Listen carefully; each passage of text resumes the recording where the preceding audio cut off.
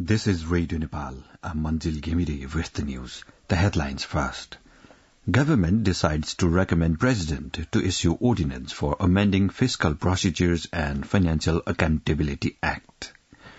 Prime Minister Pushpakamal Dahal Prachanda leaves for Uganda to attend 19th summit of the non-aligned movement. And Iran admits carrying out deadly strike on western Pakistan. Now, the news in detail.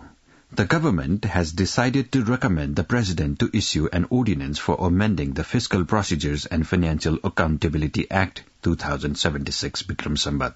Talking to media persons after the cabinet meeting held yesterday, Minister for Communication and Information Technology Rekha Sharma said the government also decided to approve the submission of the bill designed to amend the Political Parties Act 2073 Bikram Sambat before the federal parliament.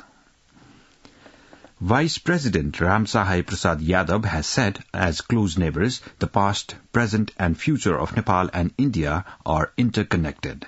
During a meeting with Indian Ambassador to Nepal, Naveen Srivastava, who called Vice President Yadav at his official residence in Lainchor yesterday, Vice President Yadav stressed that friendship and collaboration should be further strengthened for progress and prosperity of the people of both countries. According to the office of the Vice President on the occasion, the Indian ambassador stressed that India has always supported Nepal's development endeavours and it would continue in coming days. Prime Minister Pushpakamal Dahal Prachanda has left for Uganda leading a Nepali delegation to attend the 19th summit of the non-aligned movement, NAM. The NAM summit is being held in Kampala, capital city of Uganda, on January 19 till 20th. Prime Minister Prachanda-led delegation comprises his daughter Ganga Dahal, Foreign Minister Narayan Prakash Saud, Foreign Secretary Seva Lamsal and senior officials of the Nepal government. Prime Minister Prachanda is scheduled to address the summit that is being held under the theme Deepening Global Cooperation for Shared Global Affluence on Friday.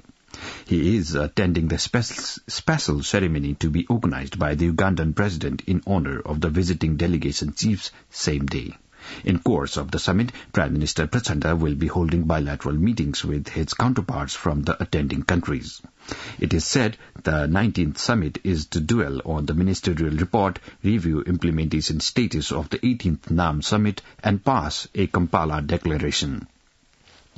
Nepal is a founding member of NAM and has been attending the NAM summit actively since establishment. Non-alignment is one of the fundamental foreign principles of Nepal. Prime Minister Prachanda will return home on January 21st. Likewise, Prime Minister Prachanda has instructed the concerned agencies to promptly resolve the problems seen in the country's cooperative sector.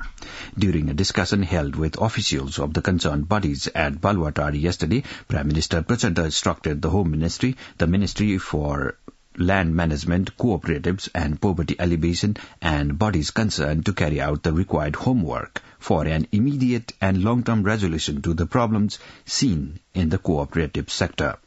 According to the Prime Minister's Secretariat, the Prime Minister called for making cooperatives systematic by adopting immediate and long-term measures. Similarly, Prime Minister Prachanda has instructed the Ministry of Home Affairs and Security agencies to expedite the police adjustment process. During a meeting with Deputy Prime Minister and Minister for Home Affairs, Narayan Kaji Shrestha and security officials in Balwatari yesterday, Prime Minister Prachanda expressed concern over the sluggish progress in the police adjustment process despite the enactment of the Nepal Police Act. According to the Prime Minister's Secretariat, Prime Minister Prachanda directed them to complete the police adjustment process within the next 15 days. Meanwhile, Prime Minister Prachanda has directed the bodies concerned to take immediate measures to stop the inconveniences faced by Nepalese going abroad on visit visa and taking work permit. Prime Minister gave this instruction during discussions with Deputy Prime Minister and Minister for Home Affairs Narayan Kaji Shrestha, Labour Minister Sarat Singh Bhandari, Chief Secretary Dr. Vaikuntha Aryal and the secretaries of the line ministries. The government of Nepal and the Asian Development Bank, ADB, have signed an agreement of $160 million concessional loan to implement the Urban Resilience and Livability Improvement Project. The two sides also signed a grant agreement of $60 million for the same purpose. Finance Secretary Krishna Hari Puskar and ADB's Country Director of Nepal, Anurag Koswa, signed the agreements at the Foreign Ministry yesterday. The Election Commission has called on the government to ensure security arrangements necessary for holding the National Assembly elections on 25th of January in a cordial atmosphere. A meeting of the Election Commission held yesterday urged the government to make National Assembly election-related security arrangements in coordination with the Home Ministry. According to the Assistant Spokesperson of the Election Commission, Sridhar Panthi, the government has been urged to consider potential security challenges and further management of election logistics. Minister for Communication and Information Technology Rekha Sharma has called for making university academic programs more practical and relevant to entrepreneurship and the job market. During the signing of a memorandum of understanding between the Central Department of Computer Science and Information Technology of Tribhuvan University and the Digital Empowerment Society, Minister Sharma highlighted the role of the information technology sector in achieving economic prosperity. Minister Sharma stressed the importance of bridging the gap between TU educational programs and the consumer sector to equip the students with skills and knowledge required for present job market. On a different note, Minister Sharma added that the government was preparing to implement Digital Nepal framework to ensure every citizen's access to information and technology.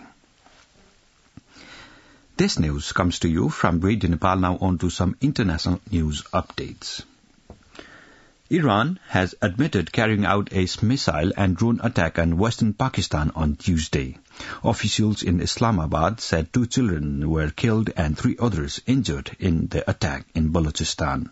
Iran's foreign minister said the operation targeted the militant group Jaish-ul-Adli, which he described as an Iranian terrorist group in Pakistan.